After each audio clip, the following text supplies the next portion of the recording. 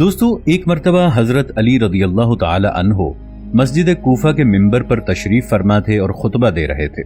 خطبہ اختتام پذیر ہونے کے بعد سامعین میں سے ایک شخص اٹھا اور کہنے لگا، اے حضرت علی رضی اللہ تعالی عنہ، میں شام سے کئی مہینوں کا سفر طے کر کے کوفہ تک پہنچا ہوں تاکہ میں آپ سے کچھ سوالات کر سکوں، تو اس لیے میں آپ سے کچھ سوالات کرنا چاہتا ہوں۔ حضرت علی رضی اللہ تعالی عنہ نے فرمایا، اے ابن آدم، تم جو سوال کرنا چاہتے ہو بلا جھجک مجھ سے پوچھ لو۔ تب وہ شخص کہنے لگا، اے امام علی رضی اللہ تعالی عنہ، میرا سب سے پہلا یہ سوال ہے کہ ہم جو درہم اور دینار استعمال کرتے ہیں، یہ سب سے پہلے کس نے ایجاد کیا تھا؟ میرا دوسرا سوال یہ ہے کہ آپ مجھے اللہ کے اس نیک بندے کے بارے میں معلومات فراہم کریں جس نے ایک وقت میں 2 سگی بہنوں کو اپنے نکاح میں رکھا ہو، جبکہ اسلامی شریعت کے مطابق بیک وقت 2 بہنوں کو نکاح میں نہیں رکھ سکتے، یہ حرام ہے۔ 2 بہنوں کے ایک ساتھ نکاح کرنے کے بعد بھی وہ اللہ کا معزز اور نیک بندہ تھا۔ میرا تیسرا سوال یہ ہے کہ آپ مجھے اللہ تعالیٰ کے ان 6 انبیاء کرام کے بارے میں بتائیں جن کے ایک کی بجائے 2 نام تھے۔ میرا چوتھا سوال یہ ہے کہ مجھے 5 ایسے انبیاء کرام کے بارے میں بتائیں جن کی زبان عربی تھی اور وہ عربی میں ہی بات کیا کرتے تھے۔ میرا 5واں سوال یہ ہے کہ وہ ایسی کون سی مخلوق ہے جس پر اللہ تعالیٰ نے وحی نازل فرمائی تھی؟ وہ مخلوق نہ جن، نہ فرشتہ اور نہ ہی انسانوں میں سے ہے۔ میرا 6واں سوال یہ ہے کہ وہ ایسی کون سی مخلوق ہے جس پر انسانوں نے جھوٹ باندھا تھا؟ وہ مخلوق بھی نہ جن، نہ فرشتہ اور نہ ہی انسان ہے۔ میرا 7واں سوال یہ ہے کہ انبیاء علیہم السلام میں سے حسب نسب کے حساب سے اللہ تعالیٰ کے نزدیک سب سے زیادہ معتبر کون ہے؟ میرا 8واں اور سب سے آخری سوال یہ ہے کہ آپ مجھے قرآن پاک کی ان 5 آیات کے بارے میں بتائیں جیسا کہ قرآن پاک میں ارشاد ہے، اور جب کانوں کو پھاڑ دینے والی آواز کو بلند کر دیا جائے گا، اس دن انسان اپنے بھائی سے دور بھاگے گا، اپنی ماں سے دور بھاگے گا، اپنے باپ سے دور بھاگے گا، اپنی بیوی سے بھی دور بھاگے گا، اپنی اولاد سے بھی دور بھاگے گا، اور یقیناً ہر انسان پر وہ دن آ کر رہے گا جس دن انسان کو اپنے علاوہ کسی اور کی فکر نہ ہوگی۔ اے حضرت علی رضی اللہ تعالی عنہ، میں قرآن پاک کی ان آیات کو پڑھ کر بہت پریشان ہو جاتا ہوں اور سوچتا ہوں، جس ماں نے درد اور تکلیف کے بعد اولاد کو پیدا کیا، باپ نے مجھے ساری زندگی سہارا دیا، بیوی نے ساری زندگی میری خدمت کی، جس اولاد کے لیے میں نے ساری زندگی مشقت برداشت کی، تو کیا قیامت کا دن اس قدر خوفناک ہوگا کہ مجھے اپنے سوا کسی کی بھی فکر نہ ہوگی؟ آپ مجھے قرآن پاک کی ان آیات کے بارے میں تفصیل سے بتائیں کہ روز قیامت کیا ہوگا۔ ناظرین، یہ واقعہ آج سے 1000 سال قبل کا ہے۔ یہ واقعہ احادیث کی ایک مستند کتاب عیون اختر الرضوع والیوم 1 چیپٹر 24 حدیث نمبر 1 میں موجود ہے۔ تب حضرت علی رضی اللہ تعالی عنہ نے ارشاد فرمایا، اے ابن آدم، تمہارا سب سے پہلا سوال یہ ہے کہ اس دنیا میں درہم و دینار کا سکہ کس نے رائج کیا تھا؟ تو اس کا جواب یہ ہے کہ اس سکے کو بابل کے ایک ظالم بادشاہ نمرود بن کنعان نے ایجاد کیا تھا۔ 4000 سال پہلے بابل نام کے شہر پر اس کی حکومت تھی اور حضرت ابراہیم علیہ السلام کا یہ کھلا دشمن تھا۔ بابل کو انگلش زبان میں بیبلونیا کہا جاتا ہے۔ اب یہ شہر عراق میں موجود ہے۔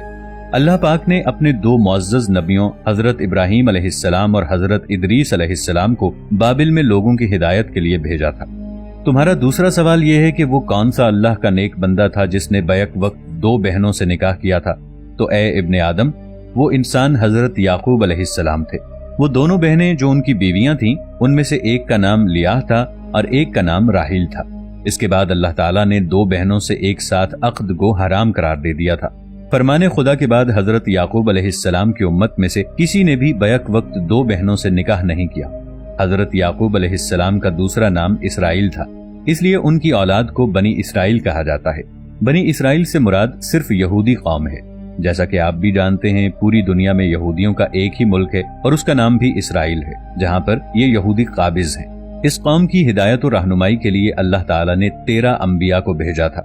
حضرت علی کرم اللہ وجہہ نے فرمایا، تمہارا اگلا سوال یہ ہے کہ وہ کون سے ایسے 6 انبیاء علیہم السلام تھے جن کے 2 نام تھے؟ اے ابن آدم، حضرت یوشع بن نون کا دوسرا نام ذوالکفل علیہ السلام تھا۔ یہ حضرت موسیٰ علیہ السلام کے خلیفہ اور جانشین تھے۔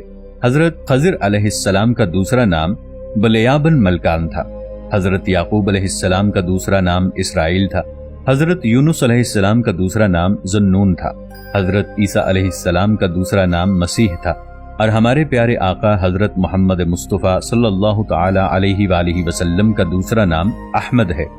اب تمہارا اگلا سوال کہ وہ اللہ کے کون سے ایسے 5 نبی ہیں جو عربی میں بات کیا کرتے تھے، تو اے ابن آدم، حضرت ہود علیہ السلام، حضرت صالح علیہ السلام، حضرت اسماعیل علیہ السلام، حضرت شعیب علیہ السلام اور حضرت محمد صلی اللہ تعالی علیہ وآلہ وسلم عربی میں بات کیا کرتے تھے۔ تمہارا اگلا سوال یہ ہے کہ وہ کون سی مخلوق ہے جس پر اللہ تعالیٰ نے وحی نازل کی جو نہ انسان، نہ جن اور نہ ہی کوئی فرشتہ ہے، تو اے ابن آدم، وہ مخلوق شہد کی مکھی ہے۔ اسی لیے اللہ تعالیٰ نے قرآن پاک میں یہ ارشاد فرمایا، اور دیکھو تمہارے پروردگار نے شہد کی مکھی پر وحی نازل کی، پہاڑوں میں، درختوں میں اور گھروں کی چھتوں میں اپنے چھتے بنا اور ہر قسم کے پھلوں کو کھاتی جا اور اپنے رب کے صاف رستوں پر چلتی جا۔ شہد کی مکھی کے پیٹ سے پینے کے لیے ایک شربت نکلتا ہے، اس کے مختلف رنگ ہوتے ہیں۔ اس شربت میں اللہ تعالیٰ نے لوگوں کے لیے شفا رکھی ہے، بے شک غور و فکر کرنے والوں کے لیے اس میں نشانی ہے۔ شہد کی مکھی پر وحی کا ذکر قرآن مجید کی سورۃ النحل آیت نمبر 68 اور 69 میں ہے۔ تمہارا اگلا سوال ہے، ایسی کون سی مخلوق ہے جس پر انسانوں نے جھوٹ باندھا؟ نہ ہی وہ جن ہے، نہ ہی وہ انسان اور نہ ہی وہ فرشتے ہیں۔ اے ابن آدم، وہ مخلوق ایک بھیڑیا تھا۔ یہ وہ بھیڑیا ہے جب حضرت یوسف علیہ السلام کے بھائیوں نے ان کو کنویں میں پھینکتے وقت ان کے جسم مبارک سے ان کی قمیض اتاری، یہ تمام بھائی اس قمیض پر خون کے نشانات لگا کر رات کے اندھیرے میں حضرت یعقوب علیہ السلام کے پاس پہنچے اور زار و قطار رو کر کہنے لگے کہ آپ کے بیٹے اور ہمارے بھائی کو ایک بھیڑیا کھا گیا ہے۔ ہم نے اس کی حفاظت کرنے کی بہت کوشش کی لیکن ناکام رہے، اور یہ خون سے بھری قمیص اس بات کی دلیل ہے کہ اس کو بھیڑیا کھا گیا، کیونکہ کسی بھی بھیڑیے نے حضرت یوسف علیہ السلام کو نہیں کھایا تھا۔ اس بھیڑیے کا ذکر قرآن مجید کی سورہ یوسف کی آیت نمبر 16 اور 17 میں دیکھا جا سکتا ہے۔ تمہارا اگلا سوال یہ ہے کہ تمام انبیاء کرام میں سے خاندان اور حسب و نسب کے اعتبار سے اللہ تعالیٰ کے نزدیک سب سے زیادہ معزز اور عزت والا کون ہے؟ تو اے ابن آدم، تم یہ بات یاد رکھو کہ اللہ کے نزدیک تمام انبیاء کرام میں سب سے زیادہ معزز، عزت دار حضرت یوسف علیہ السلام ہیں، کیونکہ حضرت یوسف علیہ السلام وہ ہیں جن کے والد یعقوب علیہ السلام بھی نبی تھے، آپ کے دادا اسحاق علیہ السلام بھی نبی تھے، آپ کے پردادا حضرت ابراہیم علیہ السلام بھی نبی تھے۔ دوستو، صحیح بخاری کی حدیث نمبر 3490 اور صحیح مسلم کی حدیث نمبر 6161 کے مطابق ہمارے پیارے نبی حضرت محمد مصطفیٰ صلی اللہ تعالی علیہ وآلہ وسلم کا بھی یہی فرمان ہے کہ خاندان اور حسب و نسب کے اعتبار سے سب سے زیادہ عزت والے حضرت یوسف علیہ السلام ہیں۔ حضرت علی کرم اللہ وجہ الکریم نے فرمایا، تمہارا 8واں اور آخری سوال یہ ہے کہ قرآن پاک میں موجود ان 5 آیات کی تفسیر بتائی جائے۔ جیسا کہ اللہ تعالیٰ نے قرآن پاک میں ارشاد فرمایا، جب کانوں کو پھاڑ دینے والی آواز بلند ہوگی، اس دن انسان اپنے بھائی سے دور بھاگے گا، اپنی ماں سے دور بھاگے گا، اپنے باپ سے دور بھاگے گا، اپنی بیوی سے بھی دور بھاگے گا، اپنی اولاد سے بھی دور بھاگے گا، اور یقیناً ہر انسان پر وہ دن آ کر رہے گا جس دن انسان کو اپنے علاوہ کسی اور کی فکر نہیں ہوگی۔ ان آیات کے پیچھے یہ راز چھپا ہوا ہے کہ قیامت کے دن حضرت آدم علیہ السلام کا بیٹا قابیل یہ کہے گا، کاش میں نے دنیا کی خاطر اپنے بھائی کو نقصان نہ پہنچایا ہوتا، اپنے باپ آدم علیہ السلام کو پیدا کرنے والے اللہ پر ایمان لایا ہوتا، آج مجھے اللہ کے غضب سے کوئی نہیں بچا سکتا۔ لہٰذا وہ ایسا دن ہوگا جب ایک بھائی بھی دوسرے بھائی کو نہیں بچا پائے گا۔